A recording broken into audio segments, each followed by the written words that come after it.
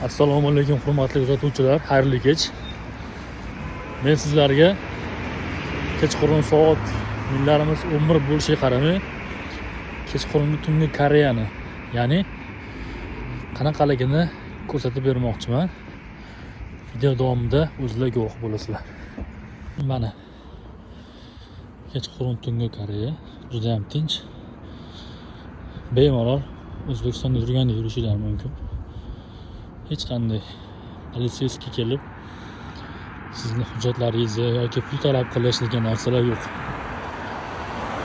Xohlagan vaqtingizda kechasi 1mi, 2mi, 3mi xohlagan vaqtingizda kelib chiqib tashqariga bemalol magazinga borib narsa olishingiz mumkin.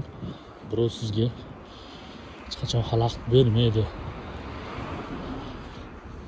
Buni o'zimiz uchun bilib qo'ysak foydali bo'ladi. Albatta xavfsizlik jihatdan dunyoda yetakchi o'rinlarda turadi Koreya davlati. Mana ko'rishingiz mumkin. Keyingi manzil qayer bo'lsin, kommentarlarda yozib qoldiring. Albatta u yerga borib obzor qilishga harakat qilamiz. Rahmat hammaga. Mana ko'rishingiz mumkin, bu yerda hamma narsa ko'chada turadi. Hech kim tegmaydi. Hatto bu yerda o'g'irlik qilishning deyarli ilojisi yo'q, chunki hamma joy kameralar bilan to'lgan.